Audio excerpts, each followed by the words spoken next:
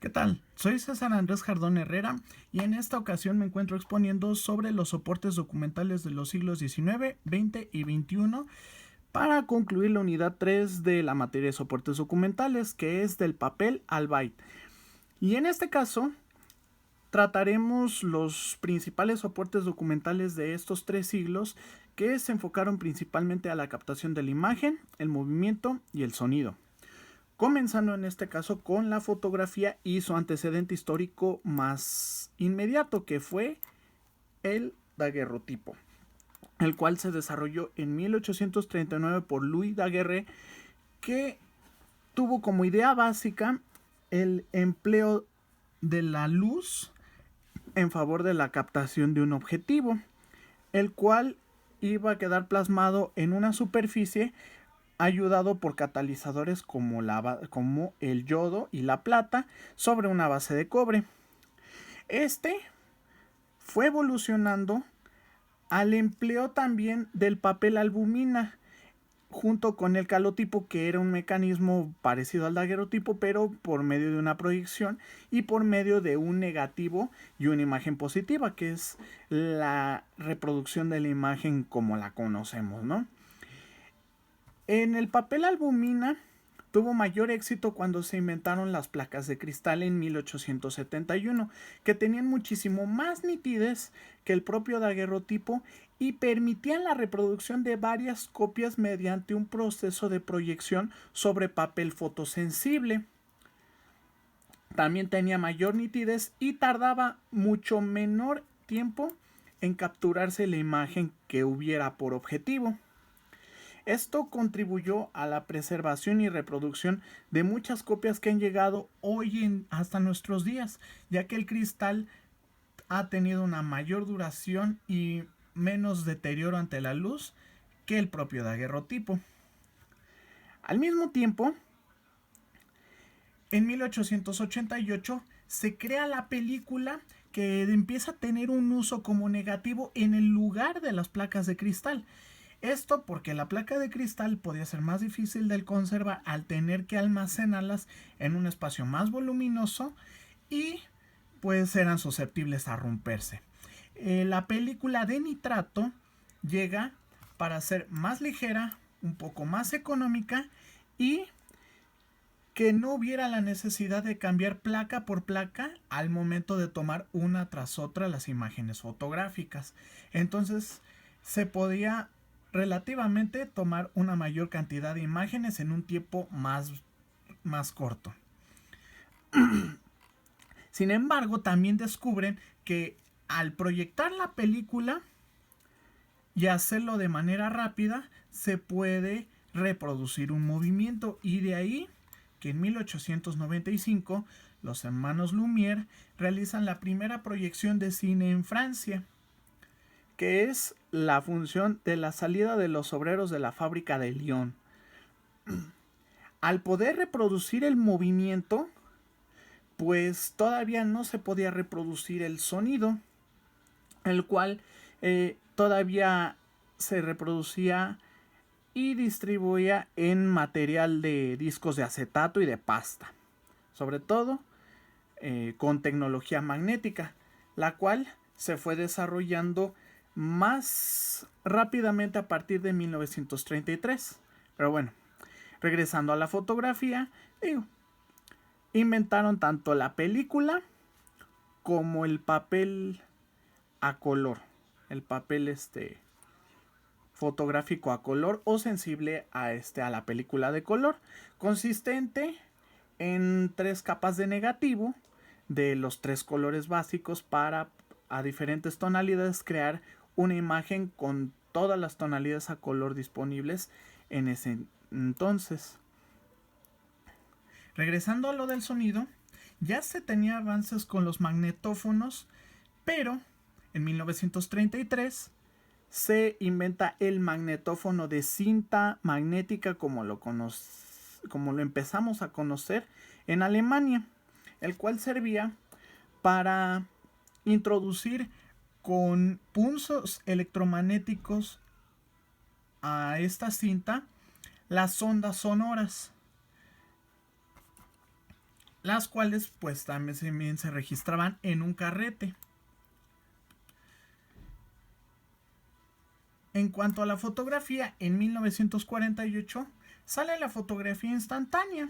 que es una placa que se encuentra en el interior de la cámara,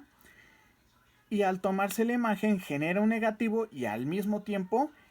ahí dentro de la cámara genera el positivo, el cual se destapaba la cámara y salía la imagen con el mismo tipo de emulsiones que se utilizan de yodo y de nitratos. Continuamos aquí con la salida al mercado del VHS, que combina las tecnologías de la reproducción de cintas de película con las del magnetófono y el sonido, teniendo en cuenta que el VHS también sigue siendo una cinta de nitrato que recoge material de punzos electromagnéticos, pero con dos partes, una de sonido y una de video, la cual se puede reproducir en un aparato específico para la reproducción de VHS. La ventaja que tenía esto es que era mucho más económica y mucho más compacta que las cintas de proyección cinematográfica, que las películas de carrete. Sin embargo, la reproducción continua del VHS a largo tiempo deterioraba el propio material de la cinta, lo cual le restaba fidelidad a mayor número de ocasiones de su reproducción. Para esto, también en 1982, la compañía Sony lanza el primer disco óptico para la reproducción musical, lo cual pues quita del mercado los discos de acetato y los LPs y da la posibilidad de reproducir sonidos en un formato mucho más compacto y a veces hasta más fiel y duradero que estos discos. También contribuyó a que pudiera utilizarse en la informática como soporte de documentos o de información a través de bits o de bytes, ya que el disco óptico lo que permite es la ranuración casi con los mismos principios de la cinta magnética, pero la ranuración en el disco óptico es hecho a través de un láser y esta es mucho más minúscula que en los propios antecesores de tecnología magnética, lo cual permite almacenar datos en código binario o en onda acústica. Para esto, en 1995, al CD, al poder cabérsele más información, se desarrolla en el disco versátil digital o DVD, el cual, por tener una mayor capacidad de alrededor de 4.7 GB a 17 GB, se le puede inscribir video, audio y imágenes en mayor cantidad. Esto empleando el principio de una ranura mucho más delgada para poder grabar los CDs. Y por último tenemos más reciente el Blu-ray, que salió en 2006 con el principio de otro tipo de láser y una mucho mayor capacidad en la grabación de películas y de material sonoro, en este caso llegando incluso hasta los 50 GB. La ventaja de los discos, que básicamente tanto el CD como el DVD y el Blu-ray están hechos de materiales plásticos y de acrílico, es su perdurabilidad, ya que esto permite que con una adecuada grabación puedan durar muchísimo más tiempo. La única desventaja que podría haber entre el Blu-ray y los otros dos, el CD y el DVD, es que se necesita forzosamente un aparato de Blu-ray para poder reproducir el DVD. Y digo, para poder reproducir el Blu-ray y no el DVD y el CD, los cuales también tienen una capacidad analógica muchísimo más sencilla y más fácil de reproducir en cualquier otro lado, como pueden ser las computadoras, como pueden ser las consolas de video DVD, etcétera. Y en general, la Ley General de Archivos contempla estos soportes documentales como el papel. El tema que trata de su conservación dice que aquellos sujetos que obligados deberán adoptar las medidas y procedimientos que garanticen la conservación de la información independientemente del soporte documental en que se encuentren, lo cual quiere decir que estos soportes deben tener dentro de sus características físicas los mismos criterios de cuadro de clasificación y de mecanismos de conservación en general que los soportes analógicos o el papel, en este caso los códices, el pergamino y los que ya se han visto anteriormente en este curso. Lo que sí es que en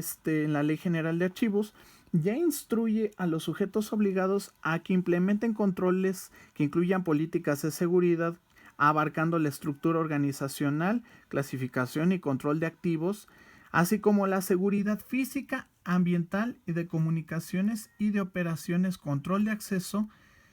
y desarrollo del mantenimiento de sistemas para conservar todos los soportes documentales que estén en un acervo de un sujeto obligado. Repito, independientemente de si se encuentran en fotografía, en papel, en cinta o en disco. Y también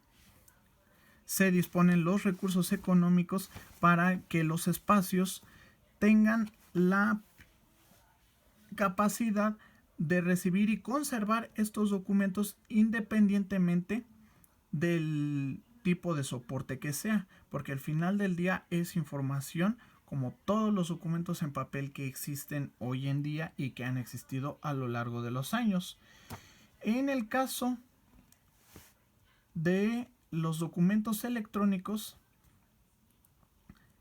hay la obligación de desarrollar medidas de interoperabilidad que permitan la gestión documental integral, considerando el documento electrónico, el expediente, la digitalización, el copiado auténtico y conversión, al igual que la política de firma electrónica, los modelos de datos y conexión a red de comunicaciones. Todo esto con el fin de que estos documentos puedan compartirse entre los sujetos obligados y pueda haber una continuidad en las posibilidades de su reproducción. También procediendo a restaurarlos en el momento del deterioro de cualquiera de estos, tanto en el archivo de concentración como en el histórico. Bueno, esto a grandes rasgos es el tratamiento de los documentos en soportes de fotografía, video y audio en estos 3 siglos. Y sería todo. Muchas gracias.